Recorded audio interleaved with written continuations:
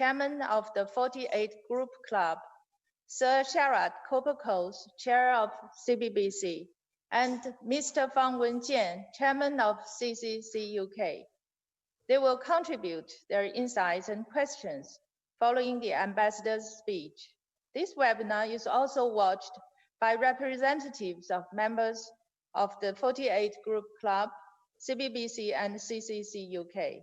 Despite all the containment and social distancing protocols, we are brought together by the wonders of modern technology, and our communication is never impeded. Now I would like to hand over to His Excellency Ambassador Liu Xiaoming to give us a speech. Thank you, Minister Councillor Chairman Perry, Lord Sassoon, Sir Sharad, Chairman Fang, ladies and gentlemen, good morning. It is your delight to join you online. This is my first speech to the Chinese and British business communities on the two sessions of this year. The annual two sessions are major political events in China. They provide the world with an important window to learn about China directly. This year, the two sessions are special. They are held under unusual circumstances at an unusual time during the battle against COVID-19. Although shorter and with some adjustments to formats, the two sessions were no less substantial or fruitful. My take on the two sessions is twofold. That is, more confident and greatly motivated. I would like to share my feeling of confidence and motivation with you by answering the following three questions. The first question is, what are the prospects of China's economic and social development amid COVID-19? COVID-19 is the biggest pandemic we have encountered in a century. It is a crucial test on public health system. It is also a major test on the economy. In this test, China has done well. On the public health front, China has achieved important and strategic success in containing the virus. Since the outbreak, under the direct leadership and command of President Xi Jinping, the whole nation has stood in unity and made utmost efforts to win the battle against the virus. The most strict, comprehensive, and thorough measures of prevention and control were taken. In a little more than 1 month, we achieved preliminary success in containing the spread of the virus. In about 2 months, we reduced the number of daily new cases to single digit. In about 3 months, the Battle of Wuhan and Hubei, the epicenter of the outbreak, witnessed a decisive victory. At the same time, China has engaged in international cooperation in an open, transparent, and responsible spirit. In record time, China informed the WHO and the relevant countries about the outbreak, published genetic sequence of the virus, shared its experience of prevention, control, and treatment, and provided strong support and assistance to countries in need to the best of its capability. At home, we did not let our guard down, but stay on high alert against the imported cases and domestic rebound. We'll continue to do so until the day of final victory. On the economic front, China has also achieved significant success in bringing economic and social activities back on track. The epidemic had its impact on China's economy, resulting in 6.8% contraction in the first quarter compared with the same period last year. It was actually the first quarterly contraction since 1992. This situation calls for coordinated efforts on both fronts, and that is what China did. On one hand, we have kept the regular containment measures in place. On the other, we have stepped up supportive policy to counter the impact of epidemic and bolster economic and social development. Factories are reopening, production lines are switched on, shops and restaurants are ready to welcome customers, people are going back to work, and all these are done in an orderly manner. As of May 18th, large-scale enterprises were running at a 99.1% capacity, where 95.4% of staff and workers are back to work. Manufacturing PMI was above the threshold for 3 months in a row, reaching 50.6% in May. In April, both the added value of large-scale industrial enterprises and total electricity consumption were back in the positive zone, increasing by 3.9% and 1.3% respectively.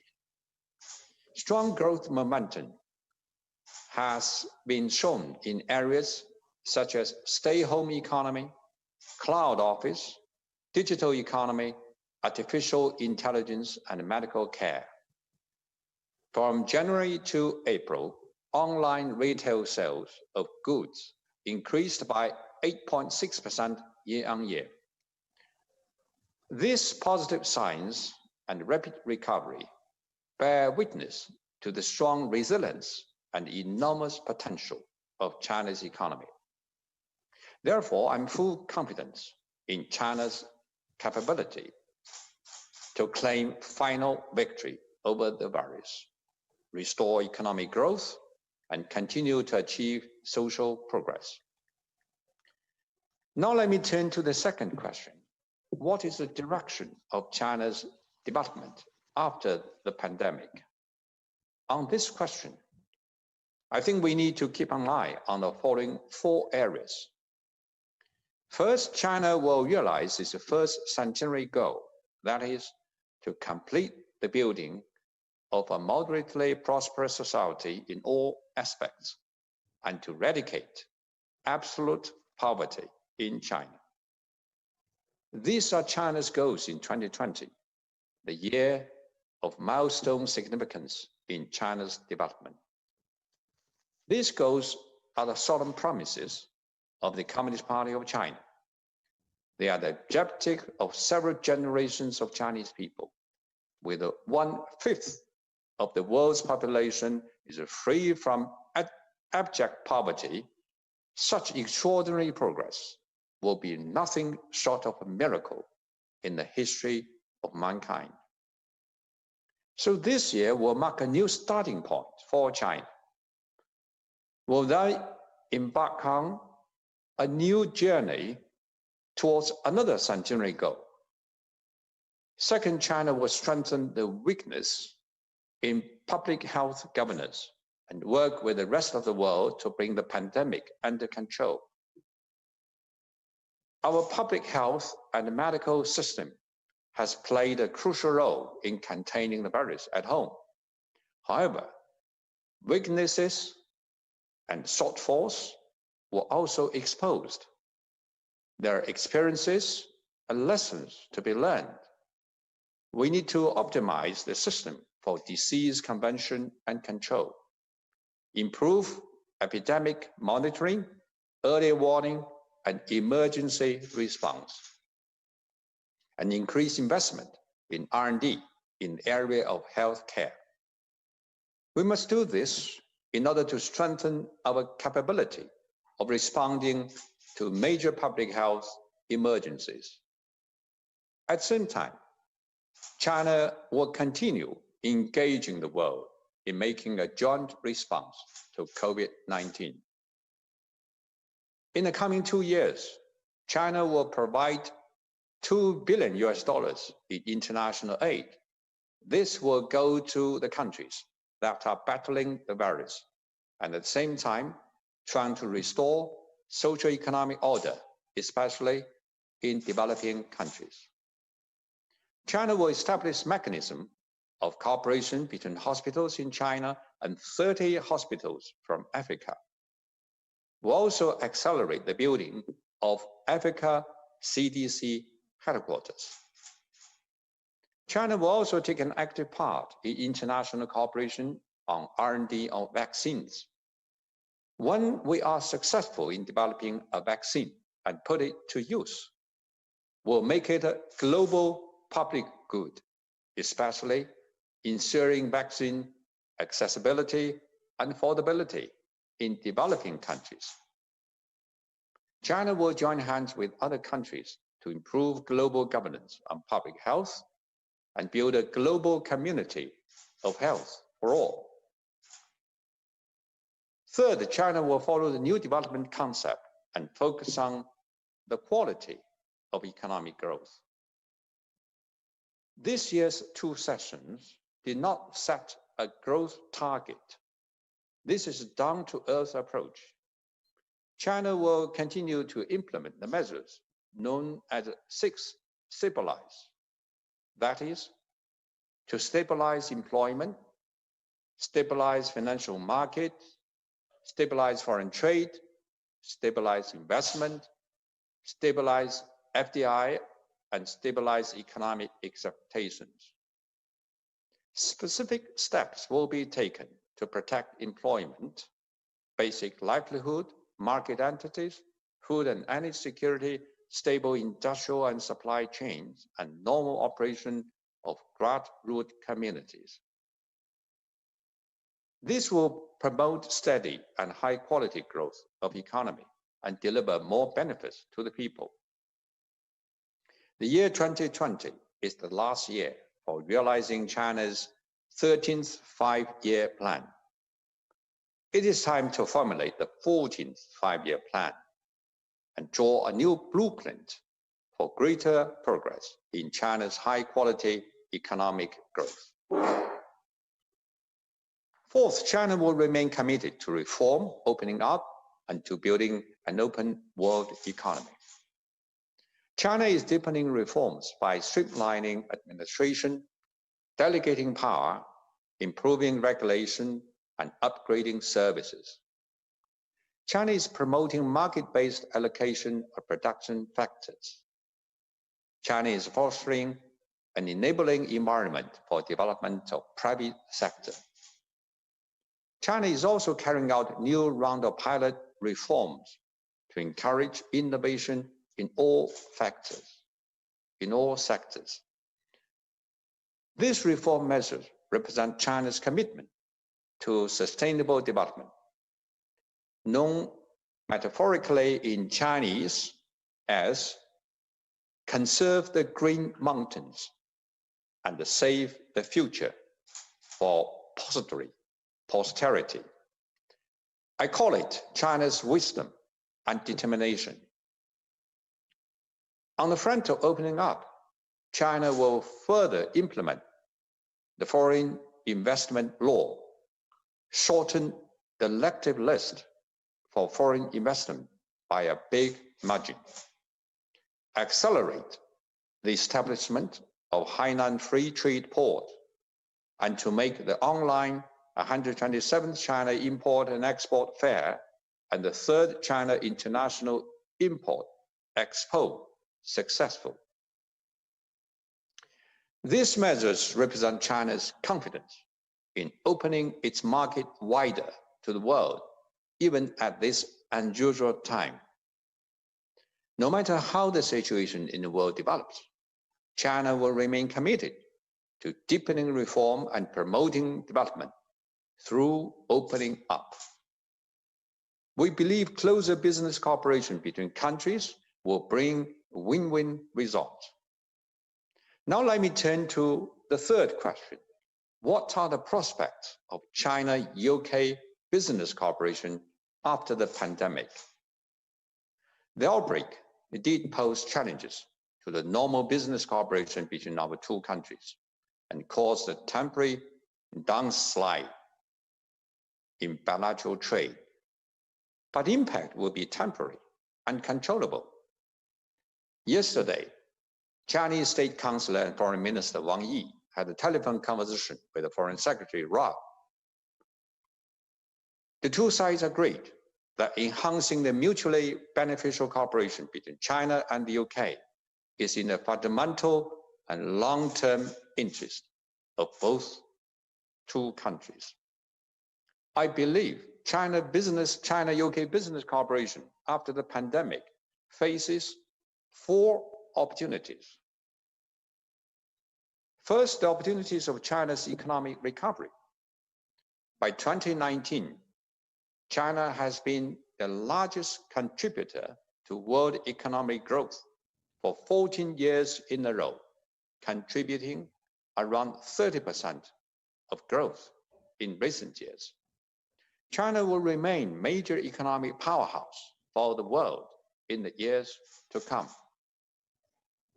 Now, as the world is fighting the pandemic, China is taking the lead in bringing economic activities back on track.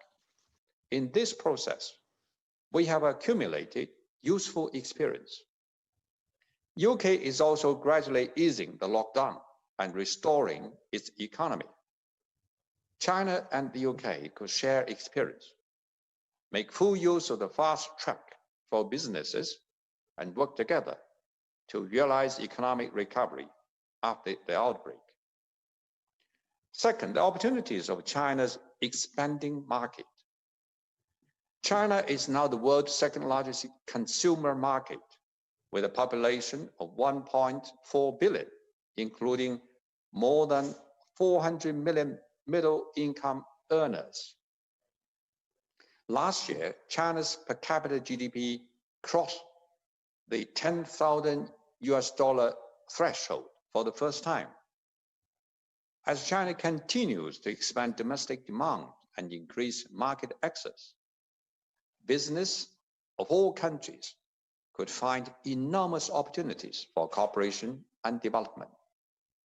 We welcome British businesses at the upcoming online 127th China Import and Export Fair and the 3rd China International Import Expo to be held in November. This will be great opportunities to share in the benefits that China's market has to offer. Third, the opportunities of new business models and new driving forces. During the outbreak, emerging economic sectors have shown enormous potential and vitality. These include stay-at-home economy, digital economy, medicare, fintech, and green development. Businesses of our two countries could seize these opportunities, leverage our respective strengths, and enhance cooperation on innovation in new business models and new driving forces, so as to foster more growth points. Last month, ByteDance, a well-known Chinese technology company, made an official announcement that it will place its TikTok European headquarters in London. This is certainly a new highlight in China-UK cooperation. Fourth, the opportunities of multilateral business cooperation. China and the UK are both staunch supporters of free trade. Our two countries could enhance coordination and cooperation in multilateral mechanisms such as the G20 and the WTO.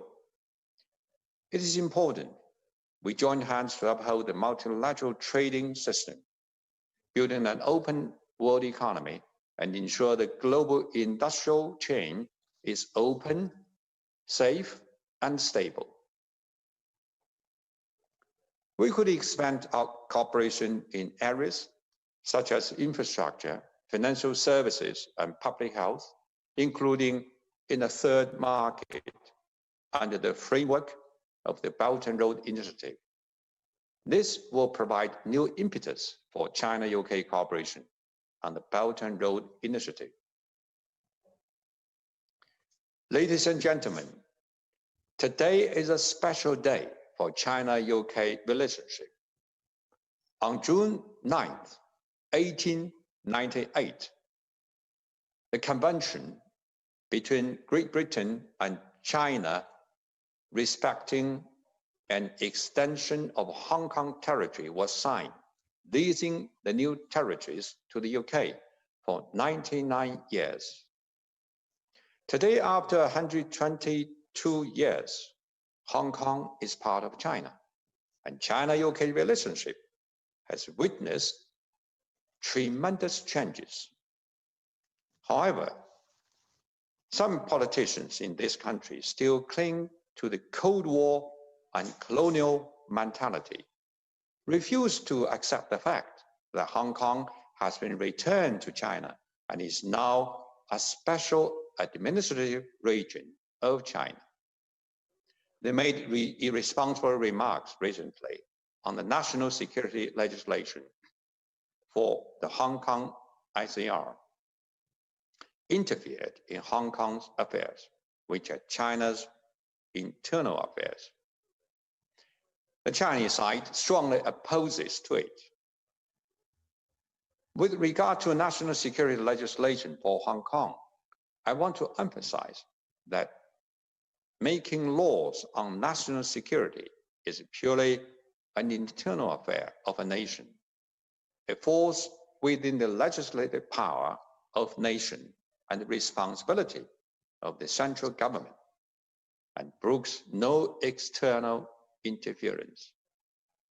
It is true for China, as it is true for the UK.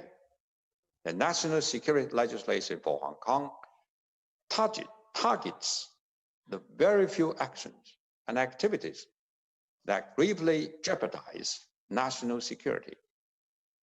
It will not affect the high degree of autonomy of Hong Kong.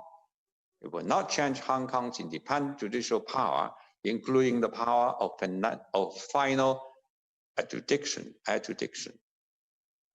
It will provide better safeguards for the rights and freedom of Hong Kong residents.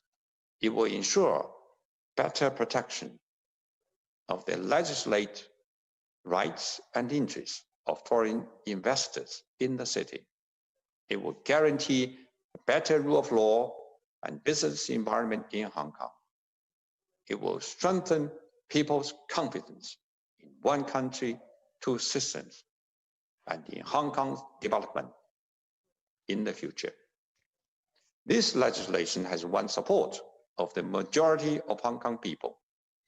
Many countries have held justice and expressed their appreciation and support for this legislation.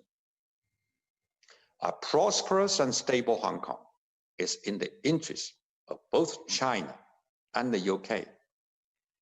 I noticed that some big British business in Hong Kong have expressed their understanding and support with regard to the legislation. I think this is a wise and a visionary move.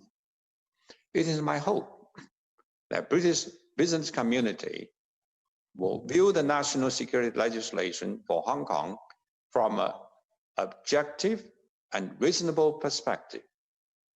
I hope you will contribute positive energy to the long-term prosperity and stability in Hong Kong.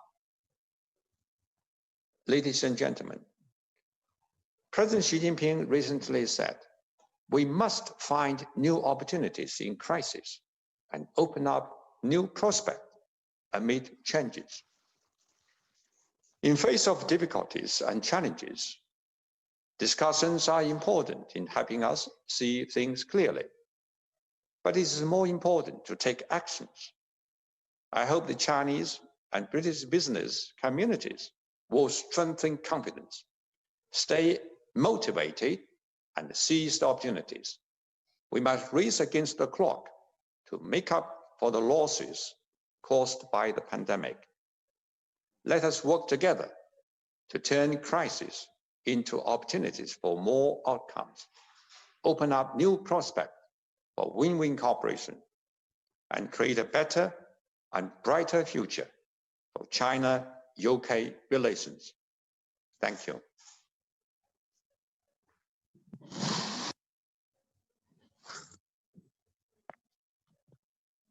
Thank you, Your Excellency, very much indeed for the speech. Now our guests will also have some views to share, and we would like to hear their perspectives, and the Ambassador Liu will take questions. Each of our guests will bring up one question for himself and 2 additional questions on behalf of their members. First, Chairman Stephen Perry, please. Good morning, Ambassador. What an excellent speech and explanation about the 2 sessions and about the situation in China and China's relationship with the world. Thank you very much indeed for doing this and doing it with such research and such clarity. Thank you very much indeed. Ambassador, the first observation I want to make is to really draw attention to, for us British people, in how for 70 years you've been preparing to deal with natural disasters and how you have people ready to deal with natural disasters. No other country in the world could move 40,000 doctors and nurses from all over their country to the center of the outbreak as you did in China. In the last couple of days, the State Council Information Office has released some paper on what China did and how it did it. And I think it is very important that all the 3 organizations represented here today should be able to get an English version of that and enable their members to understand what China has done. And I'm sure many in our government and NHS will also want to hear about it. So thank you very much indeed for giving us some background on that.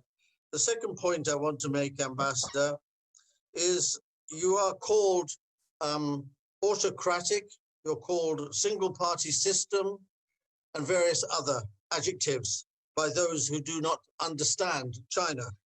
They think what you've created in 40 years is somehow detached from what they make insulting comments about. The reality is your system has produced the world's greatest progress ever seen in economic history in the world. And these 2 sessions are not a rubber stamp, as many in the media like to call them. They are, in fact, the final part of the democratic process of China. And it would be interesting, if it's possible, Ambassador, for all of us to have a better understanding of how many people have been involved in the preparation of the papers and the proposals that are involved in these 2 sessions in time to come, to have a better understanding of China's form of democracy. Ambassador, just before I go to the questions, I would reiterate what you said, which was that China accounts for about 30% of the world's growth in recent decades. That is a phenomenal figure, Ambassador. You were light on the rest of the world, particularly the West, but you might have observed that the prospects for us this year are not good. And so that 30% might be much more than 30% this year. And I am mindful of what happened in the 1990s when 1 or 2 countries tried to encourage other countries and businesses to ignore China. And what happened was that to my recollection, the Japanese, the South Koreans, and the Taiwanese moved in much faster to take advantages of the changes and adaptations that China was making to its model, and they benefited enormously. And Western companies were almost 3 to 5 years late in trying to participate in operating inside the China market. I am concerned, Ambassador, that those who wish to put China into some side turning of history are going to damage the British economy and lose us the opportunity to participate in the development of 4 regions in China, the development of Hainan Island, the development of BRI. These are the great economic opportunities of the next 5 to 10 years. And I hope very much that we won't make the same mistake as we made in the 1990s. Ambassador, I have 3 questions. Actually, all are written for me. I put on my glasses as I'm getting a bit older, and I'm going to read them so I don't make any mistake and get into trouble with any of my members. The first one is, perhaps you feel you've dealt with it adequately, which is about Hong Kong and the national security legislation. There is a lot of confusion here on this and related issues. Perhaps you could explain the political, legal, and constitutional background. I think that most countries in the world have national security legislation, and that it's perfectly normal for China to incorporate this legislation for Hong Kong. For those who are concerned that it may be the beginning of something bad, I would say to them, why don't you wait and judge from what happens rather than start creating big headlines. The second question, Ambassador, I'll give you all 3, and you can choose all of them or none of them. Various reports, such as one in the Wall Street Journal, have suggested recently that China will concentrate much of its development in the next phase on what is called new infrastructure, and that there will also be significant opportunities for foreign investors here. As we are standing on the threshold of the 4th industrial revolution, with ever increasing attention being paid to such fields as AI, big data, the Internet of Things, and so on, could you perhaps shed any light on the role that might be envisaged for foreign investors, and specifically any opportunities for UK business? And the third one is COVID-19 has a major negative impact on both the global economy and individual national economies. Reports from the NPC, specifically Premier Li Keqiang's concluding the previous approach of a major stimulus program across the board is likely to be eschewed in favor of such targeted measures as support for an increase in domestic consumption, support to SMEs, and so on, and that the central government will have to exist on a tight budget. To what extent does this represent a summing up of lessons drawn from the major stimulus program that followed the global financial crisis of 2008? And do you think that there are some general lessons here for the global economy and individual national economies? And I thank very much my colleagues in the 48 group for the formulation of those questions. Thank you, Chairman, Madam Bao. Stephen, I think you make 3 reservations and ask 3 questions. Each one question, we can use 1 hour to answer or to explain. So I will try to be brief. I know we still have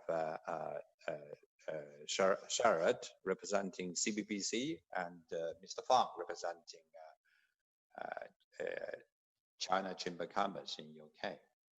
I quite agree with you, with regard to China's efforts in fight against COVID-19, that the whole nation has been mobilized, and we have made our contributions. We paid a high price, made a huge sacrifice to build up a China defense, and we bought the time for the world to prepare, to get prepared for this pandemic.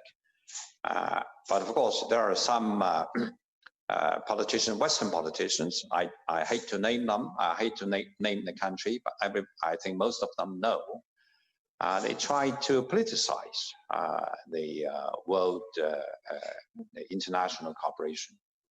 They try to politicize the fight against the virus, try to stigmatize China, and but I don't think they can have their way. Because they underestimate the intelligence, the capability or understanding of the public opinion the world population. But we think it's we are duty bound to tell our story of what is really happened. So the white paper, which was published a few days ago, just want to set the record straight to show that China's record is clean and solid, that can stand the test of time and history. So after this webinar, I will be pleased to provide 3 organizations the copy of the white paper. I think itself will explain everything.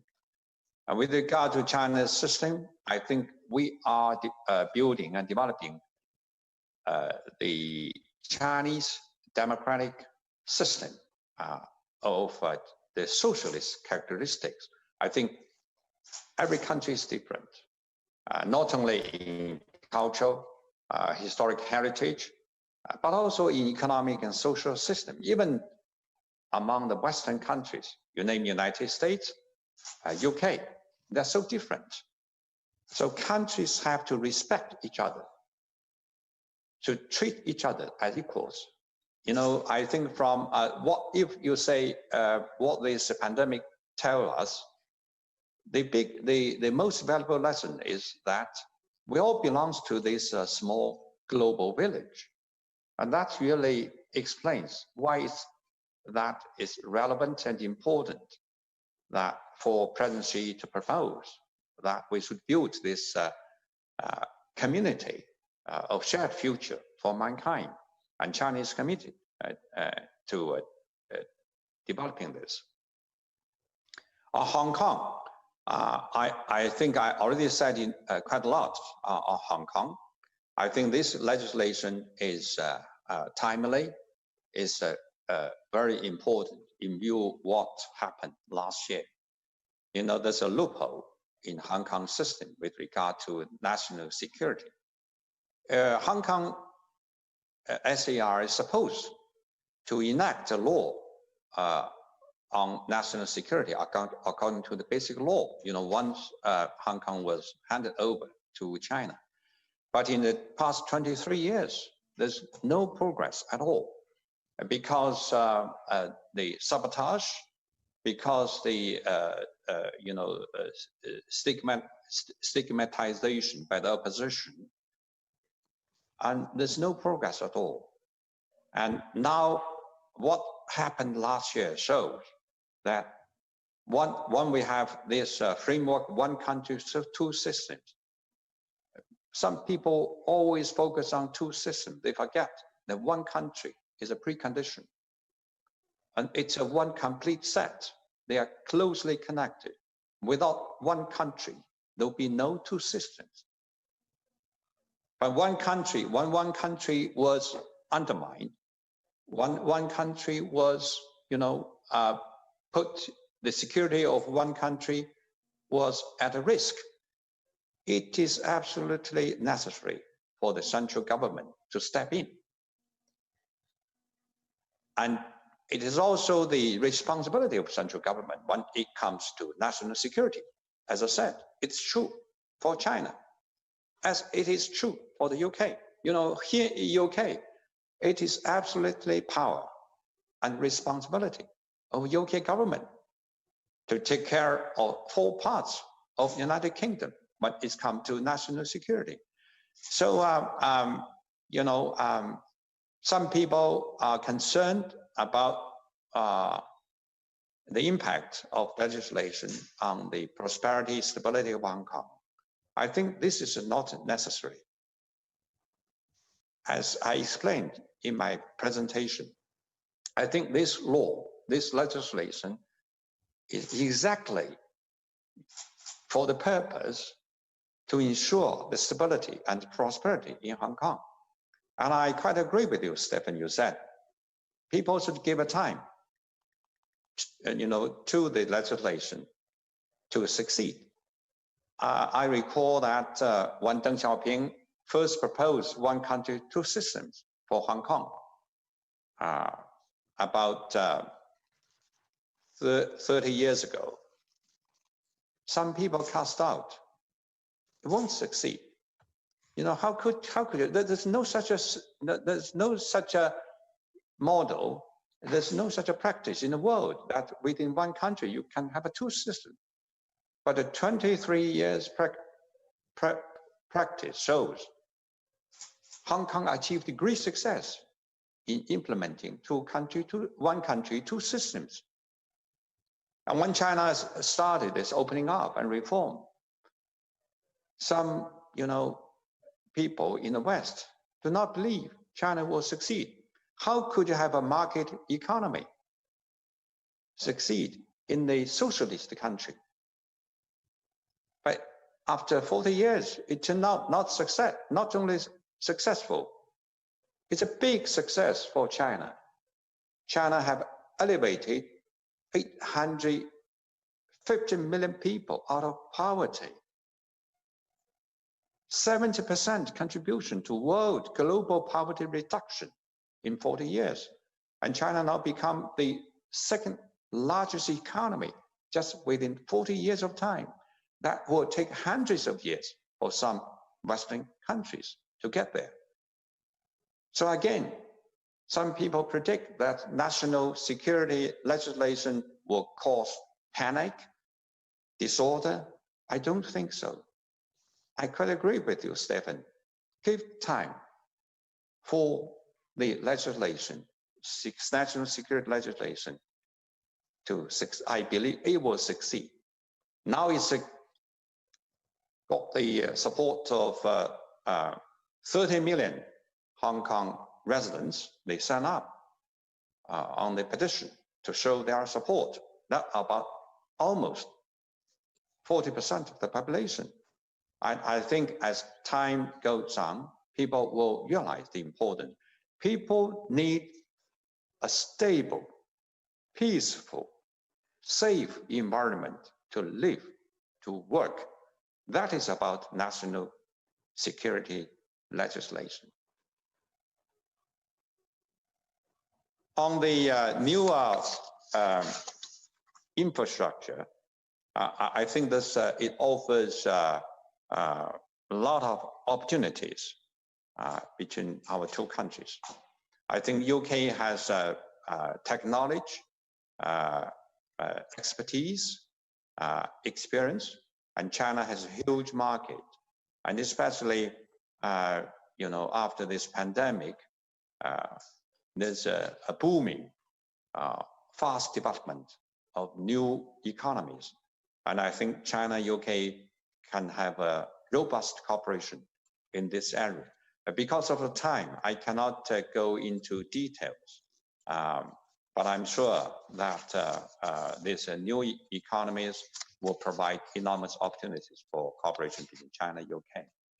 And on China's policy with regard to economic recovery, I think Premier Li Keqiang outlined in detail the measures we're going to take. We're not going to use the measures, what people call it, flood irrigation. We'll take a more steady, prudent approach. Now, what we call it 6 stabilized measures and 6 protection measures. I just explained in my speech.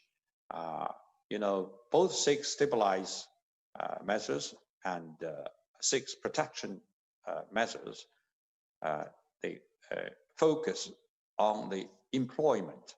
That is the key to drive the economy and to improve the livelihood of the people. This year there will be 8.47 million graduates from college. That is enormous pressure, on the country to make sure that these college graduates will get jobs. So you need to, try very hard to provide the opportunities for employment. In the meantime, you need to drive the economy moving forward. And in the meantime, we still have to be on guard against the pandemic. Make sure there will be no rebound of the epidemic. I think I have to stop here, and we still have 2 organizations and 6 questions to come. Thank you, Your Excellency and Mr. Perry. We will now invite Sir Sharad with his views and questions. Please.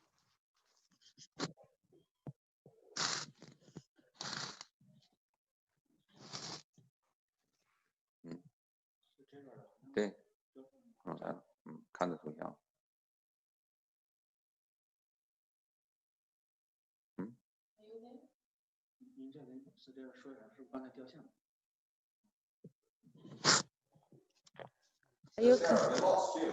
Oh, you're back. Okay, then, Sir Sharad, please. Are you there? Yes.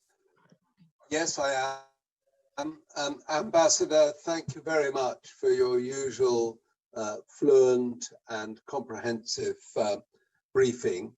I wanted to ask you about 3 things. First, what seems to me to be an extraordinary development in Chinese history, which is the announcement of the adoption of the Civil Code, giving the first legal framework for personal and private property rights. I'd be very interested to hear your views on that. Second, of great concern to my members of the China-Britain Business Council is what is called in our negotiations with the European Union, the level playing field. Could you talk a little bit about that, about access for our companies to the vast and growing Chinese market?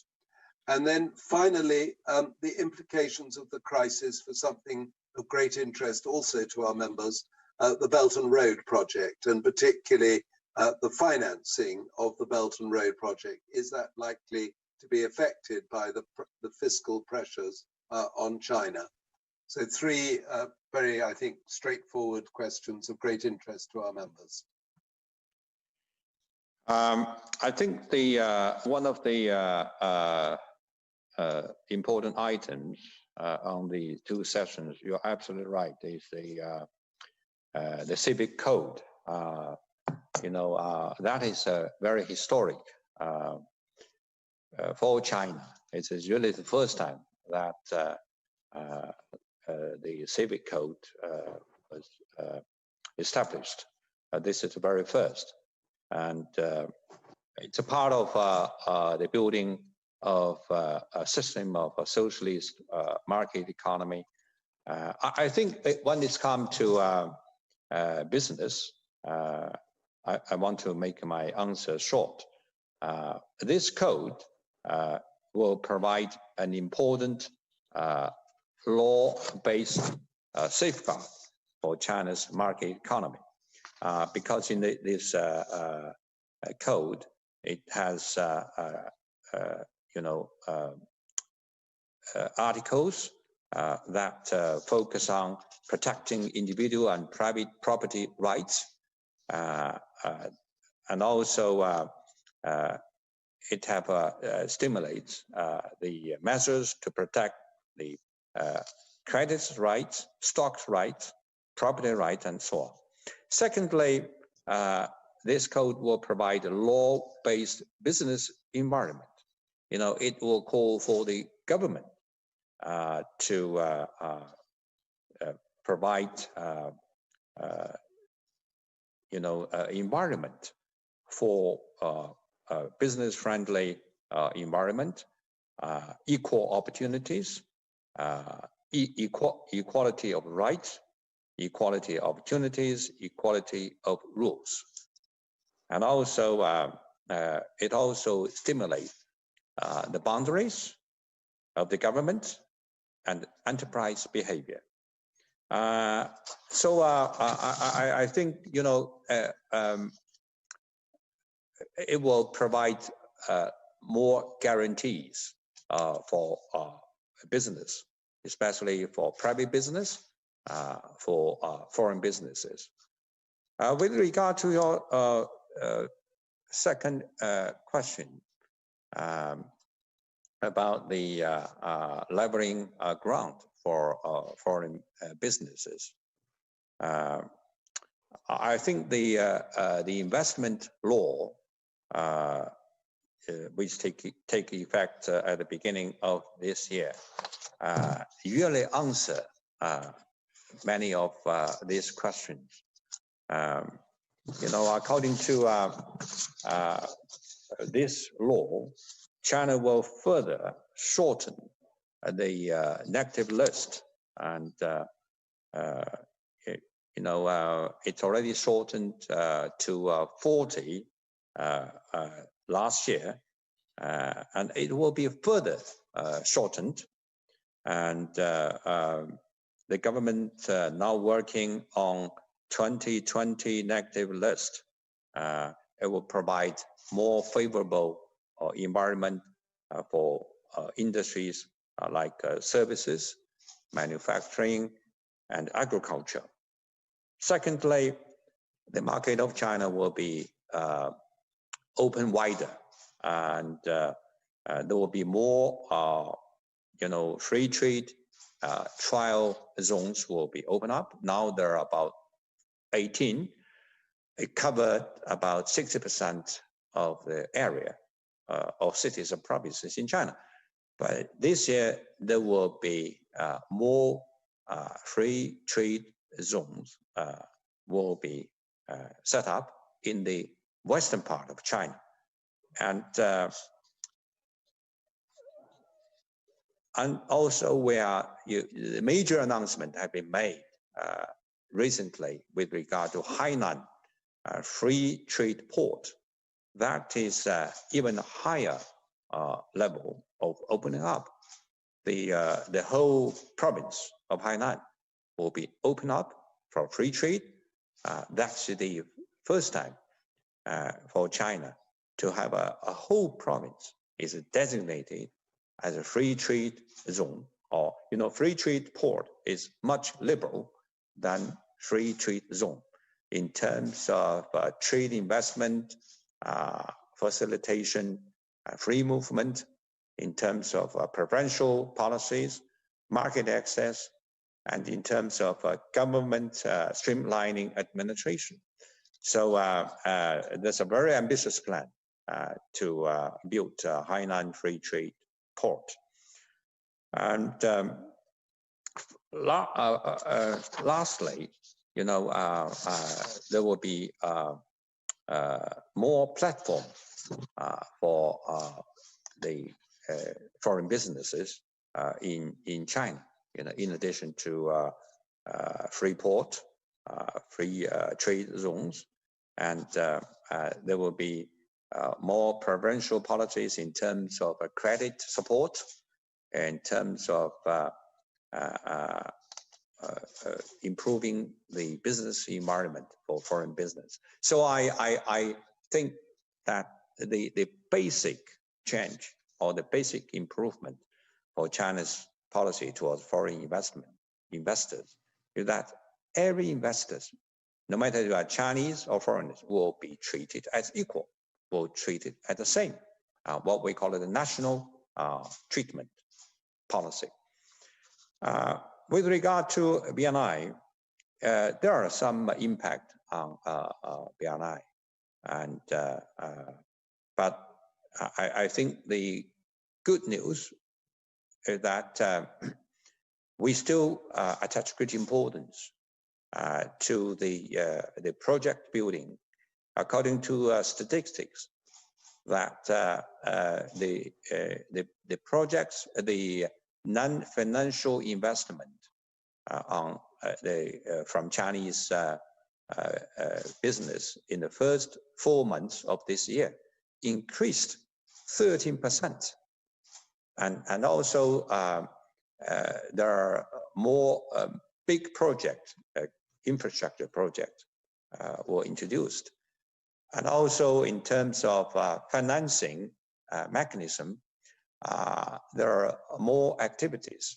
Recently, the panda bonds were issued, and that shows a very effective outcome with regard to developing the project. And the Development Bank of China, Import-Export Bank of China have also issued credit for the project in the for the BNI. And also with regard to the third market collaboration, both in terms of investment and financing, more and more countries showed interest in participating in the major projects. And recently, we have published the debt sustainability framework for participating countries of the BNI. That really is very helpful, especially for the developing countries. And also this PPP, the public-private partnership, is also very appealing to many British businesses. So we are looking for collaboration between our two countries. From the last forum, which was held last year, the countries along the Belt and Road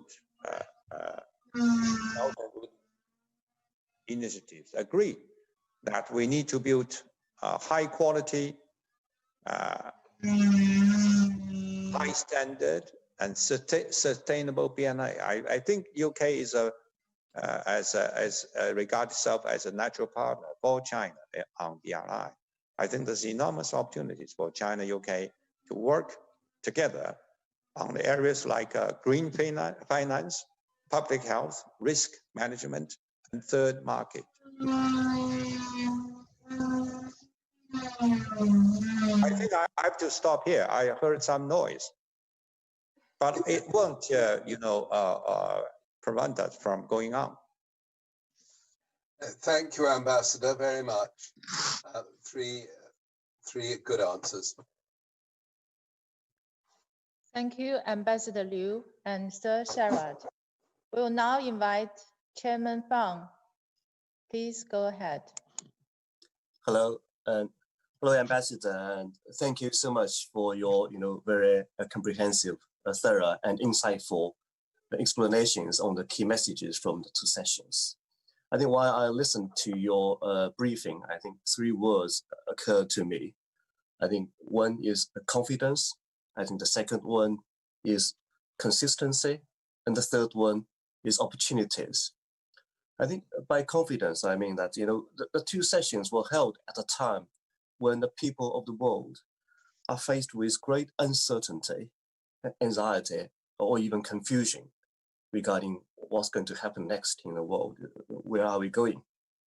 And I think the messages from the two sessions are very encouraging indeed, and give people confidence of the economic recovery of China. And as we all know, China has always been an engine for world growth. So that is really reassuring and really great to hear for the business community. I think the second one regarding consistency, I think, from what we have heard in the Premier's report or the government work report, I think a lot of the new measures or the China's policy directions actually have always been consistent. There has no big changes. We haven't seen big changes, regarding China's policy, and all the things they have mentioned what they are going to do regarding the reform, regarding the stimulate domestic consumption or opening up, has always been consistent in the past decades. And I think the Chinese government is probably one of the few governments in the world that has been able to be very consistent in terms of this policy. If you look at other countries in the world, some countries, their policies change every few years, when the government changes, So probably that's one of the reasons that contributed to China's, success in the past decades. That is really important, and also something very good to see, the kind of consistency there.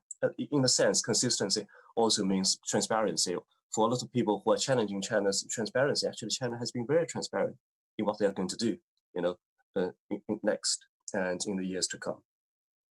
I think the last word regarding opportunities, I think from what we have heard regarding the government policies and what the actions, I think it really implies great opportunities for everybody, for people in China and also for people outside China.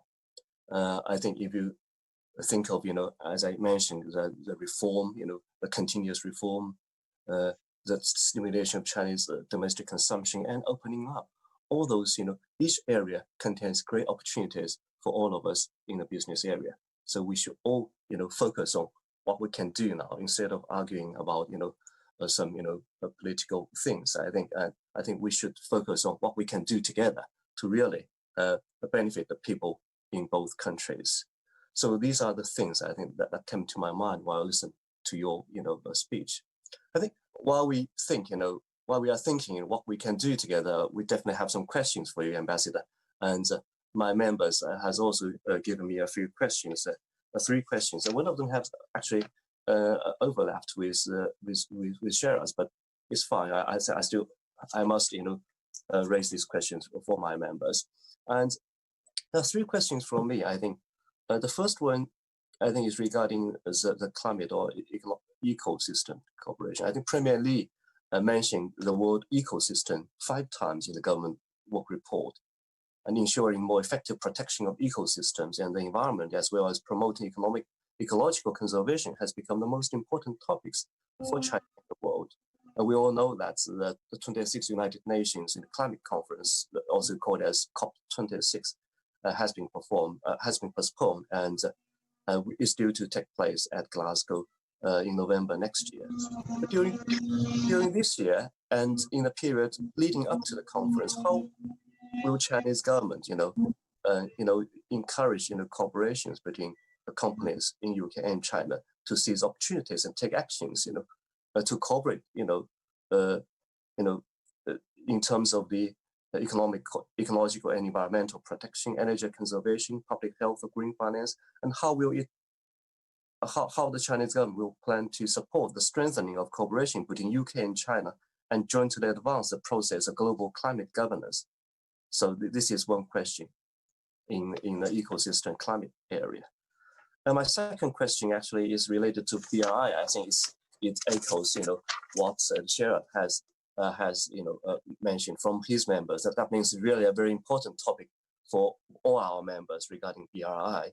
And we, as you have mentioned in your just now, we have, despite the impact of pandemic and the world economic recession, the first quarter of the year, we actually see a rise in China's investment in trade volumes in countries along the Belt and Road Initiative, and even some of the projects that has been suspended have now gradually begun to resume. And so actually my question from our members, but I leave it to you whether you can further elaborate or you think you have answered that. In what sectors do you think UK and China should, continue to work together in order to share advantages, from, combining supply chains, and to what extent do you think these advantages will promote the global development of multinational trading system and contribute a better cooperation mechanism to the world? So that's my second question. And the third question is actually related to how to boost UK's export to China. And the government work report proposed that we should commit to opening our door wider to the world and working actively to expand imports and fostering a large globally oriented market of higher standards. At present, China has good trading platforms such as China World Expo and Canton Trade Fair, which can import British goods. And also we know that actually we now have convenient transportation routes such as China-Euro Railway Express. And nevertheless, the export volume of British goods to China is still lower than that of Chinese goods to Britain. So how can we promote import platforms such as Expo, and other platforms to small and medium-sized companies in the UK, and effectively help local British companies to increase the variety and quantity of products exported to China? Will the Chinese government introduce further favorable policies or facilitation measures to promote the trade and investment of British SMEs to China? So these are my 3 questions, Ambassador. Thank you. Chairman Pham, thank you for your questions. On the first one about climate change, you are right. Climate change really posed a common challenge to mankind. And that's why the two governments attach great importance to collaboration between China and UK. As I mentioned that yesterday, State Councillor and Foreign Minister Wang Yi had a telephone conversation with Secretary Rob. They discussed about collaboration between our two countries on many areas, and both attach great importance to the collaboration to addressing the challenges of the climate change. As a matter of fact, this year, 2020, is supposed to be a year of collaboration between China and UK on climate change. I know China is supposed to host COP15, and the UK is supposed to host COP26. But because of the pandemic, UK have already announced to postpone COP26 to November next year. And we haven't made the final decision on when COP15 will be held. But though we have, but definitely it will be postponed, I guess. But our two countries still kept very close consultation and coordination in preparing these two conferences. It's not only for the bilateral cooperation, but also for the UK and China to take the lead on this global agenda. So on the government level, we have both designated the shepherd for the conferences. We have a new Minister of Environment, Minister Huang. He has been designated as a shepherd on Chinese side. On the British side, Secretary Sharma, has been designated as president of COP26. And I'm here in UK, in London, kept very close communications with the British officials, including Secretary Sharma. We keep very close contact through telephones, through exchange of letters. We coordinate our policies. The team of both two countries also coordinating on details of the conferences. So I believe this climate change, environmental protection will be another new highlight in collaboration between our two countries. But the businesses will have a big role to play. I think, Chairman Fang, you probably remember that earlier this year, we have discussion with Lord Mayor of London to explore opportunities for the businesses of our two countries to contribute to this green development. The businesses of two countries have already had quite a few collaboration, both in green finance, green bonds, and on the ground, we have a Hinkley Point C project. It is a flagship project. When it's finished, it will meet the demand of 7% of electricity demand, and it will reduce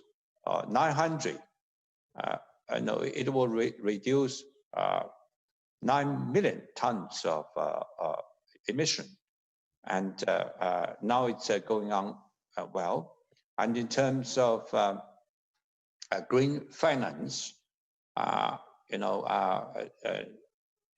Agricultural Bank of China issued a green bond 2015, and Geely, a company, the taxi car producer, they also issued $400 million of green bonds, which will play a role in building a zero emission black taxi in UK. And Industrial Commercial Bank also issued 1.5 billion US pounds of green bond. So I think that is the area that our two, the businesses of two countries can work together, especially in the financing area.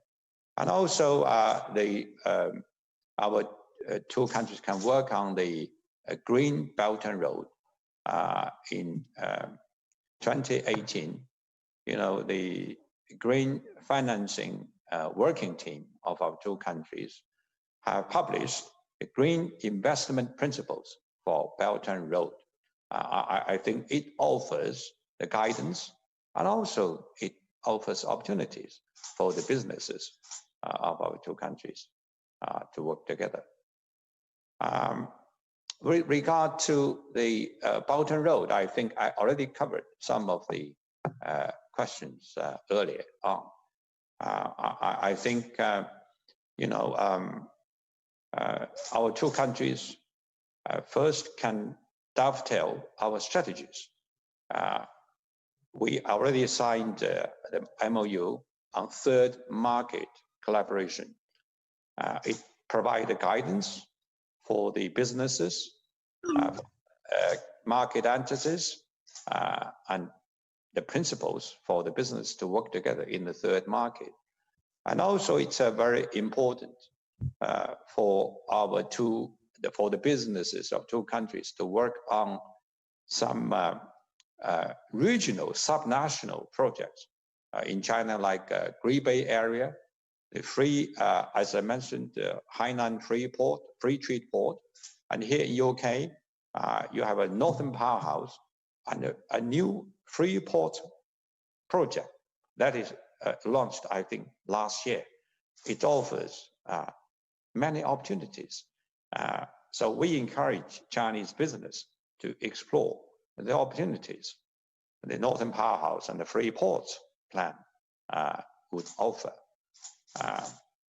And also, I think, our two, the businesses of the two countries can explore new opportunities. Now, this pandemic really have brought home the importance of global public health, medical supplies. That is another area that China and UK can work together. So I think now, I believe this pandemic offers more opportunities rather than, some people propose to decouple, to bring home the industries to globalization, and that is against the trend. I think we should realize that I tend to believe that this pandemic has brought the world closer rather than made the world divided further. So I think I really encourage Chinese businesses to work with their counterparts to find a new opportunity. With regard to British export to China, because the difference in economic structure between our two countries, it's natural that China export more to UK than UK's export to China, because 80% of UK economy is about services. So the manufacturing, in terms of manufacturing, the percentage in UK is a bit low. So that's how China is, but the manufacturing sector in China take up a larger share, of the economy. So that's why China is still called the factory of the world. So that's a different role played by China, UK in terms of international division of labor in the industrial and supply chain. But having said that, we are very pleased that UK export to China is increasing year on year. And now China is the third fast developing export market for UK. Take last year, for example, UK's export to China increased by 28%, much higher, doubled China's export to UK. China's export to UK last year increased by 12%. So there's a great potential for UK's export to China. And there's still a lot of products produced by middle, small businesses we do not know yet. You know, when I accompanied Vice Premier Hu Zhenhua's visit to Wales 2 years ago, we realized the high quality of British beef. You know, so I believe there's a potential market in China for British beef. So I happen to be the one who signed the protocol with the Agriculture Secretary during Vice Premier Hu's visit to lift the ban on British beef to China. So I think there's still opportunity, or there's enormous opportunities, I would say. My suggestion to British businesses is that first, to seize the opportunities of China's further opening up. I think, you know, that China is a huge market. When I said China is a factory of the world, we can also say China is a market of the world. It's the second largest consumer in the world. And it won't be long that China will be #1 consumer country in the world. So I do hope that British business will seize this opportunity. The two opportunities up for grabs. One is the upcoming, middle June, the online import and export fair. You know, it has been there for about 60 years, if I'm right, and it offers enormous opportunities. And second event will be the third China International Import Expo to be held in Shanghai. This will not be online. I do hope so. It will be on the ground, starting from 5th to 10th November. I'm very pleased that British business already signed up for 300 square meters of space for exhibitions.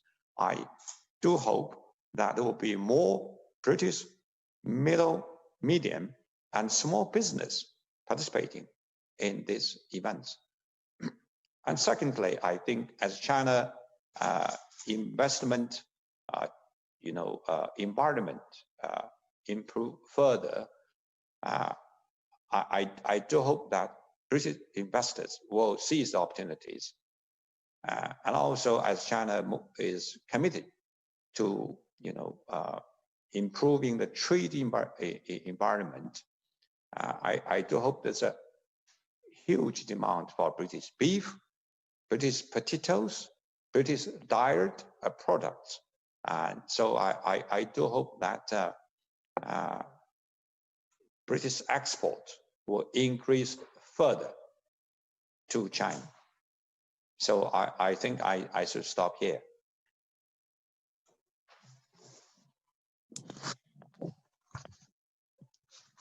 Thank you, Ambassador Liu. Thank you, Chairman Fang. Thank you all for your perspectives and contribution to today's discussions. This year's two sessions came at an extraordinary time as COVID-19 is causing major repercussions. Confronting us are a series of major questions. How can we secure achievement of the historic target of poverty eradication and building a moderately prosperous society? How can we make the holistic plan for epidemic prevention and control on the one hand, and the economic social development on the other? And how can we cope with the unprecedented changes and stand the test of times? Those questions were addressed today, not only in the ambassador's speech, but also in what I think is a very important and constructive discussion with the British business community. Due to time constraints, we were not able to answer all the questions, but I think the ones that were brought up did reflect a broad interest of the business community here. I couldn't think of a better way to end than looking at the opportunity for cooperation that is ahead of us. Once again, thank you so much for your time today. Thank you for joining us. Thank you. Bye-bye. Bye. Thank you. Bye.